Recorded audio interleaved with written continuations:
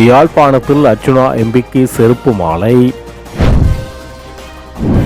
சுரேஷ் சலேபின் உடல்நிலை தொடர்பில் அவரது மனைவி கூறும் தகவல்கள். கோடபாயாவுக்கு ஈஸ்டர் தாக்குதலுடன் தொடர்பில்லை, சட்டத்தரணி ரொமஸ் டி சில்வா. வட்டுவாகல் விகாரைக்கு கீழே பெரிய புதைகுழி உள்ளது, ரவிகரன் எம்பி தகவல். செருப்பு மாலை போட்டிருந்த தனது பதாகையை கிழித்து எடுத்து சென்ற அர்ச்சுனா ராமநாதன். யாழ்ப்பாணம் மாவட்ட ஒருங்கிணைப்பு குழு கூட்டம் ஆரம்பம். இலங்கை விமானப்படைக்குள் நுழைந்த மர்ம நபர்கள், அதிர்ச்சியில் அதிகாரிகள். ஆசிரியர் சேவையில் இணைக்கப்படவுள்ள 30,000 பேர், பிரதமர் அறிவிப்பு. இன்று யாழ்ப்பாணம் வரும் நீதியமைச்சர், வெடிக்கவுள்ள மாபெரும் மக்கள் போராட்டம். உயிர்த்த ஞாயிறு தாக்குதல் விசாரணைகளை ஒருபோதும் கைவிடப் போவதில்லை, விசாரணைகளுக்கு ஒத்துழைப்பதே சலேயின் பொறுப்பு, சுனில் வட்டகல. தொடர்பான விரிவான செய்திகள். யாழ்ப்பாணத்தில் நாடாளுமன்ற உறுப்பினர் அர்ச்சுனா ராமநாதனின் பதாகைக்கு செருப்பு மாலை அணிவிக்கப்பட்டுள்ளது. யாழ்ப்பாணத்தில் நடைபெறும் ஒருங்கிணைப்பு குழு கூட்டங்களில் தகாத வார்த்தை பிரயோகங்கள், சபை நாகரிகமின்றி செயல்படுதல், கூட்டங்களை குழப்புதல் போன்ற செயல்களில் அர்ச்சுனா ராமநாதன் செயற்பட்டு வருவதாக பரவலாக குற்றச்சாட்டுகள் முன்வைக்கப்பட்டு வரும் நிலையில் நேற்றைய தினம் இடம்பெற்ற தெல்லிப்பளை பிரதேச ஒருங்கிணைப்பு குழு கூட்டத்திலும் மிக மோசமான வார்த்தை பிரயோகத்தில் ஈடுபட்டிருந்தமை தொடர்பான காணொளிகள் சமூக ஊடகங்களில் வெளியாகி கடும் விமர்சனங்கள் முன்வைக்கப்பட்டது. இவ்வாறான நிலையில் அர்ச்சுனாவின் 10 அடி உயர பதாகைக்கு செருப்பு மாலை அணிவிக்கப்பட்டு பிரதான வீதியில் காட்சிக்கு வைக்கப்பட்டுள்ளமை குறிப்பிடத்தக்கது. யாழ்ப்பாண நகரை அண்டிய பிரதான வீதியில் இன்றைய தினம் வெள்ளிக்கிழமை அர்ச்சுனா ராமநாதனின் 10 அடி உயர பதாகை வைக்கப்பட்டு அதற்கு செருப்பு மாலை அணிவிக்கப்பட்டுள்ளது. இவ்வாறான நிலையில் அர்ச்சுனாவின் 10 அடி உயர பதாகைக்கு செருப்பு மாலை அணிவிக்கப்பட்டு பிரதான வீதியில் காட்சிக்கு வைக்கப்பட்ட நிலையில் காலை 10 மணியளவில் பதாகை வைக்கப்பட்டிருந்த இடத்துக்கு தனது காரில் வந்த பாராளுமன்ற உறுப்பினர் அர்ச்சுனா ராமநாதன் பதாகையை கிழித்தெடுத்து தனது காரிலே எடுத்து சென்றுள்ள காட்சிகள் வெளியாகியுள்ளது. உடல்நல குறைவால் மருத்துவமனையில் அனுமதிக்கப்பட்டிருக்கும் முன்னாள் உளவுத்துறை தலைவர் சுரேஷ் சாலையின் உடல்நிலை தற்போது கவலைக்கிடமாக உள்ளது என அவரது மனைவி மனோரி சாலை தெரிவித்துள்ளார். ஊடகங்களிடம் கருத்து தெரிவித்த போது அவர் இவ்வாறு தெரிவித்தார். இரத்த உறைவு காரணமாக அவரது கை கடுமையாக வீங்கியிருப்பதாகவும் இதன் காரணமாக அவரது உடலின் மேற்பகுதி சரியாக செயல்படாததால் அவர் முற்றிலும் படுக்கையிலேயே முடங்கியிருப்பதாக தெரிவித்தார். இந்த இரத்த உறைதல் நிலையை கட்டுப்படுத்த மருத்துவர்கள் அவரது வயிற்றுப் பகுதியில் சிறப்பு ஊசிகளை செலுத்தியுள்ளார்கள். நோய்க்கான சரியான காரணம் இன்னும் வெளிப்படவில்லை எனவும் இது குறித்து விசாரிக்க ஸ்கேன் பரிசோதனை நடாத்தப்பட்டுள்ளது என மனோரி சலே ஊடகங்களிடம் தெரிவித்தார். உயிர்த்த ஞாயிறு குண்டுவெடிப்பு சம்பவத்துடன் முன்னாள் ஜனாதிபதி கோட்டபய ராஜபக்சவுக்கு தொடர்பு இருப்பதாக இதுவரையில் எந்த ஒரு சாட்சியமும் வெளிவரவில்லை என்று ஜனாதிபதி சட்டத்திரணி ரொமேஷ் டி சில்வா நீதிமன்றத்தில் தெரிவித்தார்.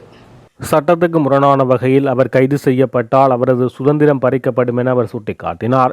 சனல் போ தொலைக்காட்சியில் வெளியான தகவல்கள் அடிப்படையில் பயங்கரவாத தடைச்சட்டத்தின் கீழ் தம்மை கைது செய்து தடுப்பு காவலில் வைப்பதை தடுக்கும் உத்தரவு ஒன்றை பிறப்பிக்குமாறு கோரி முன்னாள் ஜனாதிபதி கோட்டபய ராஜபக்ச தாக்கல் செய்த மனு பரிசீலனைக்கு எடுத்துக் கொள்ளப்பட்ட போது ஜனாதிபதி சட்டத்திரணி ரொமேஷ் டி சில்வா இதனை தெரிவித்தார். மேன்முறையீட்டு நீதிமன்ற தலைவர் நீதியரசர் ரொகாந்த் அபேசூரிய மற்றும் நீதியரசர் சரத் திசாநாயக் ஆகியோரடங்கிய நீதியரசர்கள் ஆயத்தின் முன்னிலையில் இந்த மனு பரிசீலிக்கப்பட்டது. இந்த மனுவின் பிரதிவாதிகளாக பொலிஸ் மா அதிபர் மற்றும் குற்றப்புலனாய்வு திணைக்களத்தின் முன்னாள் பணிப்பாளர் சானி அபேசகர் உள்ளிட்டோர் பெயரிடப்பட்டனர். சனல் போ ஊடகத்தில் வெளிப்படுத்தல்களை அடிப்படையாக கொண்டு உயிர்த்த ஞாயிறு தாக்குதல் சம்பவம் தொடர்பாக எந்த நேரத்திலும் தனது கட்சிக்காரர் பயங்கரவாத தடைச்சட்டத்தின் கீழ் கைது செய்யப்படக்கூடிய அபாயம் உள்ளதாக சட்டத்தரணி குறிப்பிட்டார். கோட்டபய ராஜபக்சவுக்கு எதிராக ஏற்கனவே கொழும்பு கோட்டை நீதவான் நீதிமன்றத்தினால் வெளிநாட்டு பயணத்தடை விதிக்கப்பட்டுள்ளதாக நீதிமன்றத்தில் தெரிவிக்கப்பட்டது.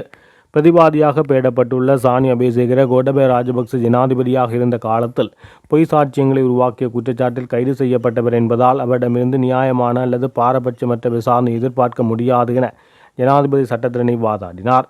போதிய சாட்சியங்களின்றி ஒருவரை கைது செய்வது அரசியலமைப்பில் குறிப்பிடப்பட்டுள்ள இயற்கை நியதியின் கோட்பாடுகளை மீறுவதாகும் என சுட்டிக்காட்டிய அவர் இது ராடா வழக்கு தீர்ப்பிலும் தெளிவாக குறிப்பிடப்பட்டுள்ளது என்றார். அத்துடன் சட்டமா அதிபர் திணைக்களம் குற்றப்புலனாய்வு திணைக்களத்தின் கைப்பாவை போல செயற்படுவதாக அவர் குற்றம் சாட்டினார். பிரதிவாதிகள் சார்பில் முன்னிலையான மேலதிக சொலிசிட்டர் ஜெனரல் ஜனாதிபதி சட்டத்தரணி சுவசீர் ஹேரத் கருத்து தெரிவிக்கையில் மனுதார தரப்பு சட்டத்தரணியின் வாதங்களை ஊடகங்கள் இலக்கு வைத்து முன்வைக்கப்படுவது போல் தோன்றுவதாக குறிப்பிட்டார். மனு மீதான மேலதிக விசாரணை எதிர்வரும் ஜூன் 24ஆம் தேதி ஒத்திவைக்கப்பட்டுள்ளது. இதேவேளை மனுதாரரான முன்னாள் ஜனாதிபதி சார்பில் சட்டத்தரணி சரத் விஜயவர்தனவின் அறிவுறுத்தலின் பேரில் ஜனாதிபதி சட்டத்தரணி அலி சப்ரியும் நீதிமன்றத்தில் முன்னிலையாகியமை குறிப்பிடத்தக்கது. அரசாங்கத்தின் மருந்து பொருட்கள் விநியோகிக்கும் வாகனங்களில் போதைப் பொருட்கள் கடத்தப்படுவது அதிரடிப்படையால் கண்டுபிடிக்கப்பட்டுள்ள நிலையில் இது தொடர்பில் தகவல் வெளிவரவில்லை என வைத்தியர்களின் தொழிற்சங்கங்கள் கூட்டமைப்பின் தலைவர் வைத்தியர் சமல் சஞ்சீவ தெரிவித்துள்ளார். இணையதளம் ஒன்றுக்கு வழங்கிய விசேட செவ்வியில் அவர் இதனை தெரிவித்தார்.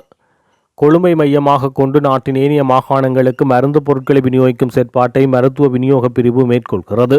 கடந்த காலங்களில் இந்த மருத்துவ விநியோக பிரிவிலிருந்து வெளிப்பிரதேசங்களுக்கு மருந்துகளை ஏற்றிச் சென்ற வாகனங்கள் சிலவற்றில் விசேட அதிரடிப்படையினர் மேற்கொண்ட திடீர் சோதனைகளின் போது போதைப்பொருள் கடத்தப்பட்ட சம்பவங்கள் பதிவாகியது. அனுராதபுரம், கெக்கிராவோ போன்ற பகுதிகளில் நடாத்தப்பட்ட சோதனைகளில் இவ்வாறான போதைப்பொருள் கைப்பற்றப்பட்டுள்ளதுடன் சந்தேக நபர்களும் கைது செய்யப்பட்டுள்ளனர்.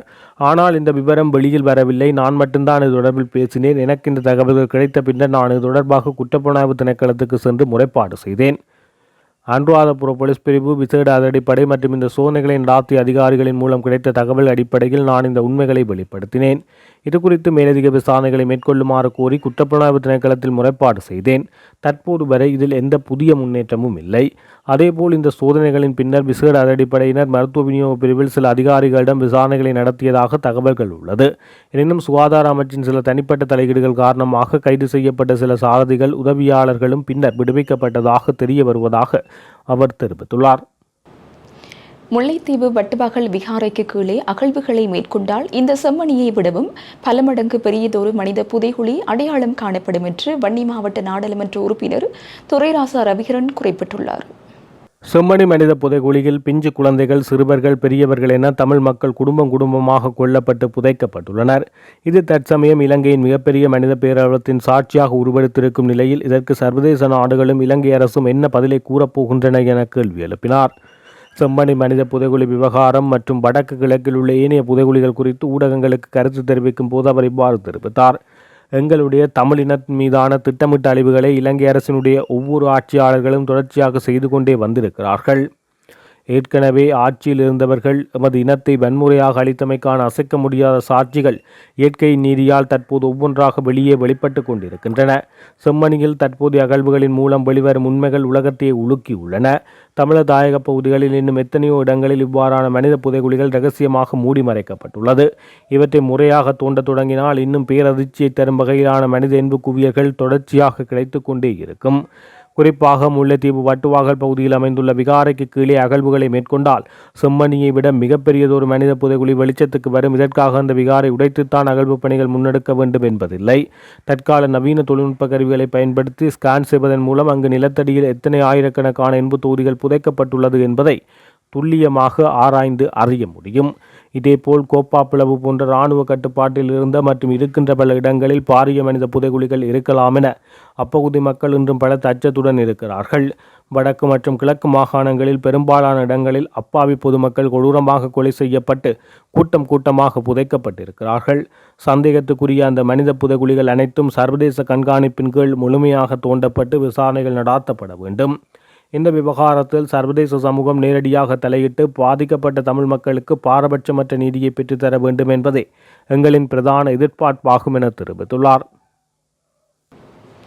யாழ்ப்பாண மாவட்ட ஒருங்கிணைப்பு குழு கூட்டமானது அமைச்சரும் ஒருங்கிணைப்பு குழுவின் தலைவருமான ராமலிங்கம் சந்திரசேகர் அவர்களின் தலைமையில் வடக்கு மாகாண ஆளுநர் நாகலிங்கம் வேதநாயகன் அவர்களின் பங்கு பற்றுதலுடன் யாழ்ப்பாண மாவட்ட செயலக கேட்போர் கூடத்தில் நடைபெற்றது. யாழ்ப்பாண மாவட்ட அரசாங்க அதிபரும் ஒருங்கிணைப்பு குழுவின் செயலாளருமான மருதலிங்கம் பிரதீபன் அவர்கள் வரவேற்புரை ஆற்றியதைத் தொடர்ந்து வடக்கு மாகாண ஆளுநர் வேதநாயகம் அவர்களின் இணைத்தலைமை உரையாற்றப்பட்டது. ஒருங்கிணைப்பு குழுவின் தலைவரும் கடற்தொழில் நீதியல் வளங்கள் மற்றும் கடல் வளங்கள் அமைச்சருமான ராமலிங்கம் சந்திரசேகர் அவர்கள் தலைமை உரையாற்றினார்கள். இக்கூட்டத்தில் பாராளுமன்ற உறுப்பினரான கஜேந்திரகுமார் பொன்னம்பலம், சண்முகநாதன், ஸ்ரீ பவனந்தராஜா, ஜெயச்சந்திரமூர்த்தி, ரஜீவன், அர்ச்சுனா ராமநாதன், வடக்கு மாகாண சபையின் பேரவைத் தலைவர், பிரதம செயலாளர், மாகாண அமைச்சின் செயலாளர்கள், பிரதேச செயலாளர்கள், மாவட்ட செயலக பதவிநிலை உத்தியோகத்தர்கள், வடமாகாண கடற்படை தளபதி, பிரதி பொலிஸ்மா அதிபர், முப்படைகளின் அதிகாரிகள், பிரதிநிதிகள், திணைக்கள தலைவர்கள், அரசு சார்பற்ற நிறுவனங்களின் பிரதிநிதிகள், ஊடகவியலாளர்கள் கலந்து கொண்டுள்ளனர்.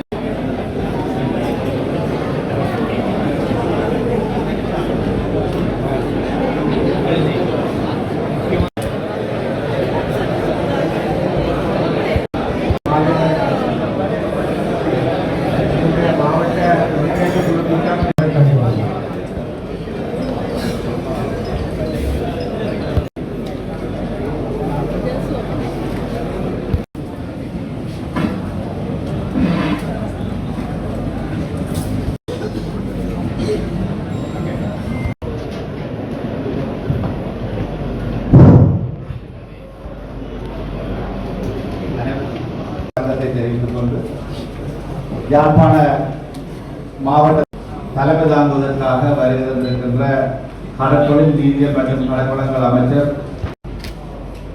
வடமாகாண ஆளுநர் வேதநாயகன் அவர்களையும் இன்றைய இந்த கூட்டத்தை தலைமை தாங்குவதற்காக அவர்களையும் இன்றைய இந்த கூட்டத்திற்காக அன்போடு வரவேற்றுக் கொண்டிருக்கின்றது. அந்த வகையிலே கடந்த கூட்டத்திலே நாங்கள் எங்களுடைய இந்த வருட ஆரம்பத்துடைய நிதி ஒதுக்கீடுகள் தொடர்பாகவும் எவ்வாறு அந்த நிதி ஒதுக்கீடுகள் கிடைக்க இருந்தோம். அதே போல இன்று நடைபெறுகின்ற இந்த இரண்டாவது மாவட்ட ஒருங்கிணைப்பு இந்த வருடத்திற்கான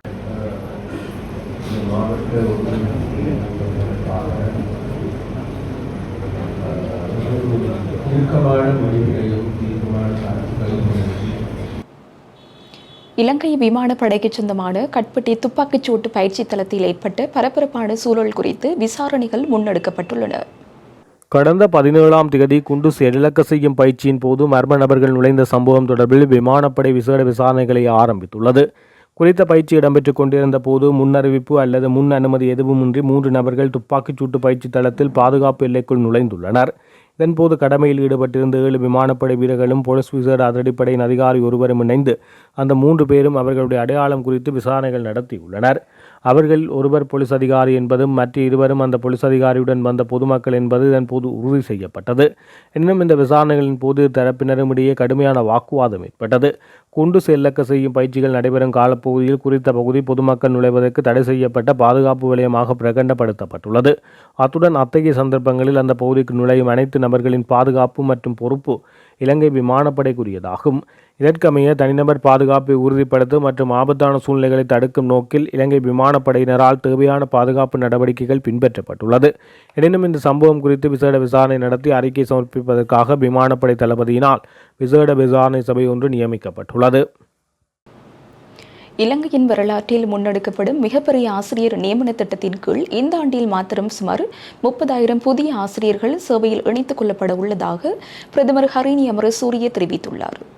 அனுராதபுரத்தில் உள்ள வடமத்திய மாகாண கல்வி அதிகாரிகளுடன் அண்மையில் நடைபெற்ற கலந்துரையாடலின் போது பிரதமர் இந்த விடயத்தை குறிப்பிட்டுள்ளார். இதுகுறித்து அவர் மேலும் தெரிவிக்கையில், இந்த விசேட நியமன திட்டத்தின் கீழ் கல்வித்துறையின் பல்வேறு பிரிவுகளுக்கு புதியவர்கள் உள்வாங்கப்பட உள்ளனர். அதன்படி 23,000 பட்டதாரிகளும் தேசிய கல்விக் கல்லூரிகளில் பயிற்சி பெற்ற 6,100 ஆசிரியர்களும் கல்விக்கான பிரத்யேக பட்டங்களை முடித்த பட்டதாரிகளும் இதில் உள்வாங்கப்படுவார்கள். மேலும் கல்வித்துறையை மேலும் வலுப்படுத்துவதற்காக எதிர்காலத்தில் கல்வி நிர்வாக அதிகாரிகள் மற்றும் ஆசிரியர் ஆலோசகர்களை படிப்படியாக நியமிக்க அரசாங்கம் திட்டமிட்டுள்ளது. ஆசிரியர் பற்றாக்குறையை நிவர்த்தி செய்வது மாத்திரமன்றி கல்வித்துறை மேம்பாட்டுக்கு போதுமானதாக அமையாது. ஆசிரியர்களின் முறையான பரவலாக்கம், கல்வி நிர்வாகம் மற்றும் தரவு முகாமைத்துவம் சார்ந்த பிரச்சினைகளுக்கு தீர்வு காண வேண்டும். கல்வித்துறையில் அரசாங்கம் பாரிய முதலீட்டை மேற்கொண்டு வருகிறது. நாட்டின் பிள்ளைகளுக்கு தரமான கல்வியை வழங்குவதை நோக்கமாக கொண்டே அனைத்து முயற்சிகளும் திசை திருப்பப்பட வேண்டும் என தெரிவித்துள்ளார். யாழ்ப்பாணம் செம்மணி மனித புதைகுழி விவகாரம் சர்வதேச கண்காணிப்புடன் கூடிய நீதியை வலியுறுத்தி செம்மணியில் மாபெரும் கவனஈர்ப்பு போராட்டத்திற்கு அழைப்பு விடுக்கப்பட்டுள்ளது.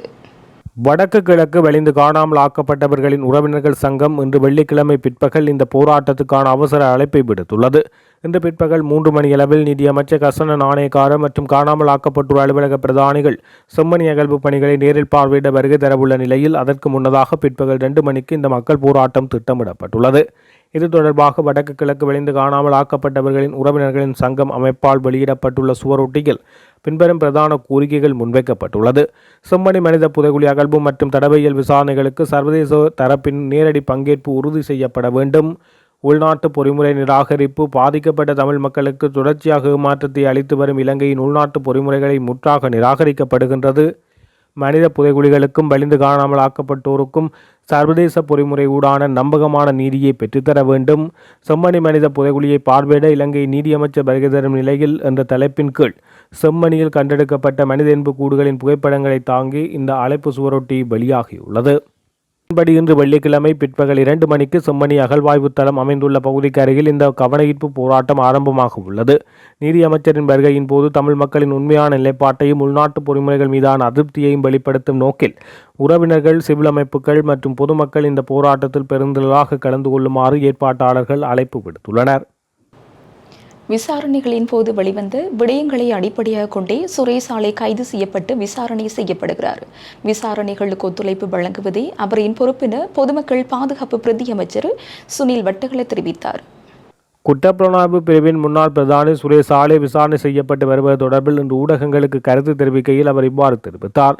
உயிர்த்த ஞாயிறு குண்டு தாக்குதல் தொடர்பில் அரசாங்கம் சாதாரண விசாரணை ஒன்றை மேற்கொண்டு வருகிறது. இந்த விசாரணையின் பிரகாரம் குற்றப்புலனாய்வு பிரிவின் முன்னாள் பிரதானி சுரேஷ் ஆலை கைது செய்யப்பட்டு விசாரணை செய்யப்பட்டு வருகிறார். ஆனால் அந்த விசாரணைக்கு ஒத்துழைப்பு வழங்குவதே அவரின் பொறுப்பு. என்றாலும் ஒரு சந்தர்ப்பத்தில் அவர் விசாரணைகளுக்கு ஒத்துழைப்பு வழங்குவதை நிராகரித்துள்ளார். இவ்வாறு சுரேஷ் ஆலை விசாரணைகளுக்கு ஒத்துழைப்பு வழங்குவதை நிராகரிக்கும் போது அவருக்கு ஆதரவு தெரிவிப்பதற்கு சிலர் புறக்கோட்டை புகையிரத நிலையத்துக்கு முன்னாலும் வேறு சில இடங்களுக்கு முன்வந்திருந்தனர். என்றாலும் அவர்களுக்கு எதிராக பொதுமக்கள் முன்வந்து நீதியான விசாரணைக்கு இடமளிக்குமாறு தெரிவித்து இவர்களுக்கு எதிராக செயற்பட்டதோடு செலவுக்கு ஆதரவளித்து வந்தவர்கள் தற்போது அவர்களின் போராட்டத்தை கைவிட்டு சென்றுள்ளனர். உயிர்த்த ஞாயிறு தாக்குதலின் பிரதான சூத்திரதாரியை நாங்கள் கண்டுபிடிப்பதாக மக்களுக்கு வாக்குறுதி அளித்திருந்தோம். அதன் பிரகாரமே தற்போது அது தொடர்பான விசாரணை நடாத்தி சுரேஷ் ஆலையை கைது செய்திருக்கிறோம்.